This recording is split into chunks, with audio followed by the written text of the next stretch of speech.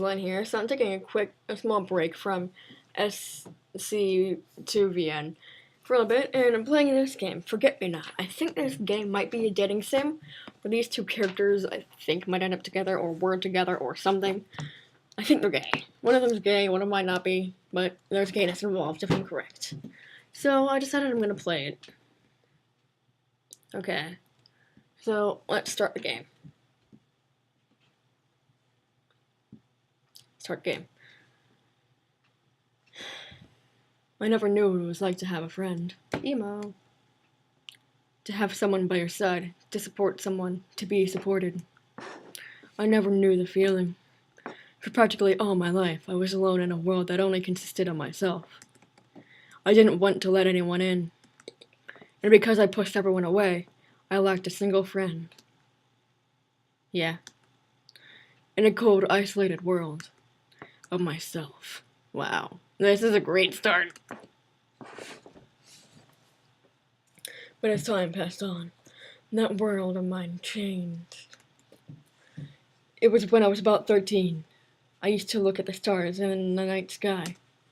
Effortlessly climbing out of my window to the rooftop, I would gaze at the beautiful stars that shone down from the sky. Then a boy broke into my world. I don't know how he got up there, but he did, and he joined me.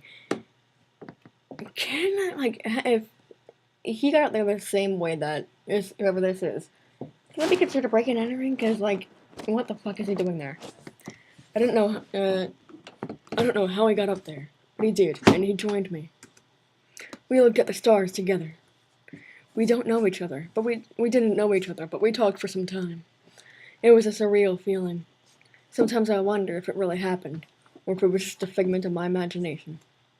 Though he only visited me a couple times, those times changed my life, believe it or not. I can't remember his name, nor can I remember his face. Wow. But there was one thing I can remember in the time I spent with him. I remember his smile and the way he laughed. It made me feel really warm to be treated so compassionately by a complete stranger. A little creepy. A little on the creepy side. For the first time, I felt that I could really trust a person I didn't know. I felt like I could truly break out of my shell and open up to people. Suddenly, I started acting more social after talking to him. I broke out from the icy grip of isolation had on my world, and I owe it all to that kid. Oh wow. Jesus. I need to stop thinking about this. Why is it when I think about this, it sounds so damn sappy. It does sound very damn sappy. Well, that's me, Emmett Nowick, 15 years old and a sophomore in high school. Huh, pretty young. Sometimes I like to think I'm not so different than I used to be, but then again, I've definitely changed. High school makes you stop being so naive. You're not so easily impressed and don't expect very much out of the day. That is very, very true. Weird. Now I think I'm just either bored or spiteful, maybe a little bit of both. And I'd say that's pretty normal. My attitude's probably like this because I'm not a very popular person here. But I don't care about social status in a place for education. Although I will admit, it sometimes gets annoying, literally my life. Dude, what's wrong with Emmett over there? He's really scary when he's depressed. Wow, rude. See, I told you that guy's weird. Jesus. Keep your voices down, man. I don't want him to start a school shooting. Wow, Jesus Christ. Oh, I like doing these more in the closet or something. I forget how I did Guy A. Whatever. Some point? Well, it's pretty damn annoying. But for about 3 years, I managed to tune out most of it. Hello! Ah! Oh shit! Oh wait, that's a guy. Oh shit, he's looking at us. Don't stare at him. His eyes will pull you in. Eyes of the devil himself. Hey man, this combo was all on you guys. I'm not getting shot at. Dude, you mentioned the shooting, dude. Okay? We're sending them a friendly little death glare. It also does the trick. I did that too. No, it doesn't always work with what we would call bullies, quote unquote. I have about a handful of admirable followers, but I try my best to avoid them. Let's just say that school is never really fun for me. True that.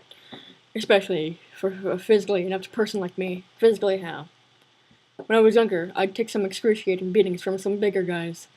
But a little bit after 7th grade, I started making some friends who took my side. That's cool. That's awesome. Good for you. Well, maybe just one friend that is. Still, I mean, whatever. Hello. Hey guys, sorry guys, I'm late.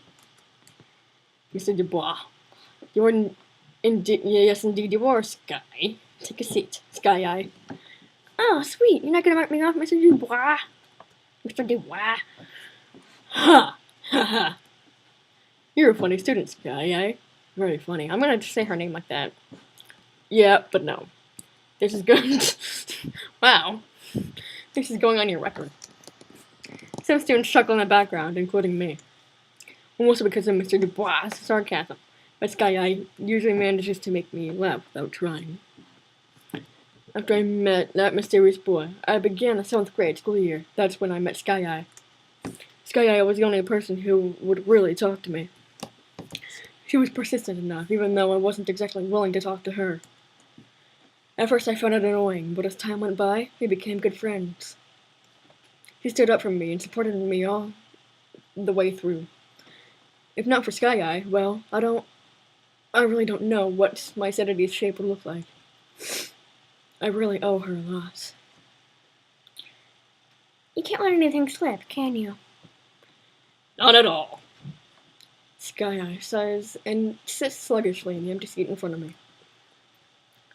It feels like as soon as she enters the area. I didn't finish reading. Whatever. Up to my head to greet her while she makes growling noises.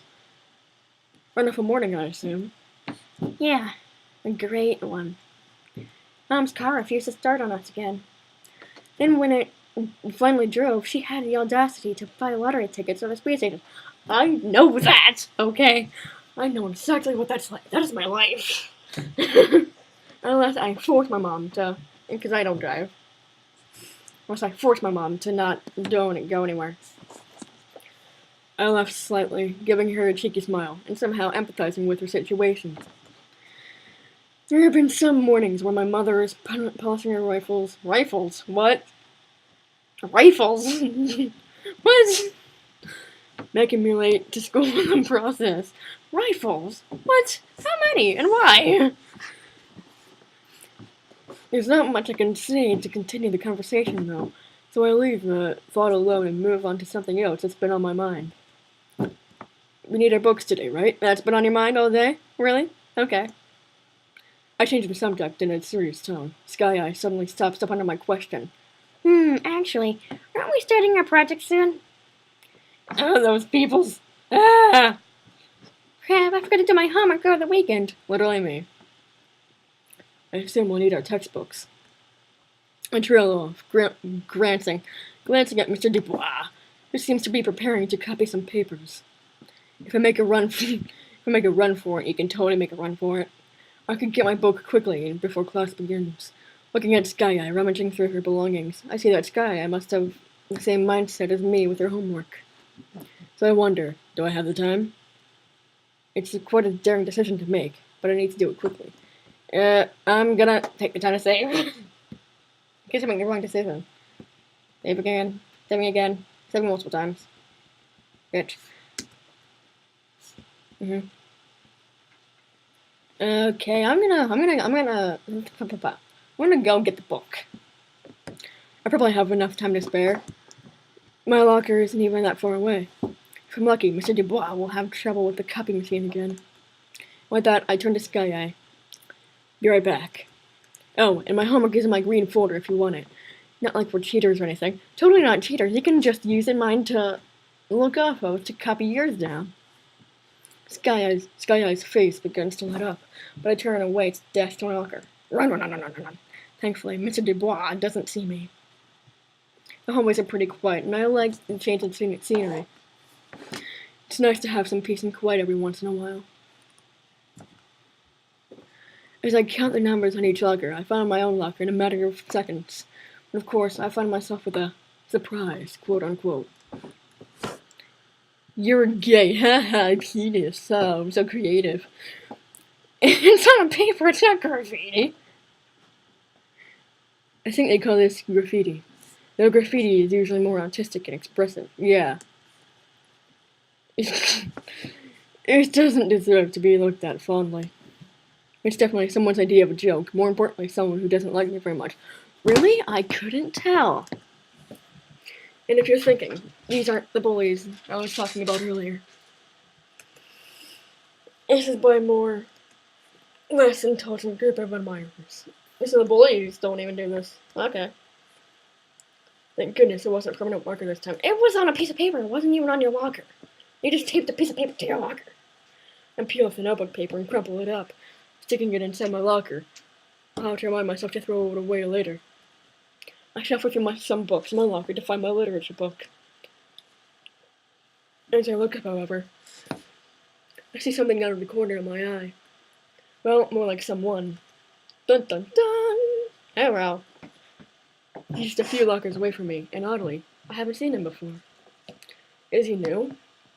The more I observe him, the more something feels strangely familiar. Oh god, how am I gonna do his voice?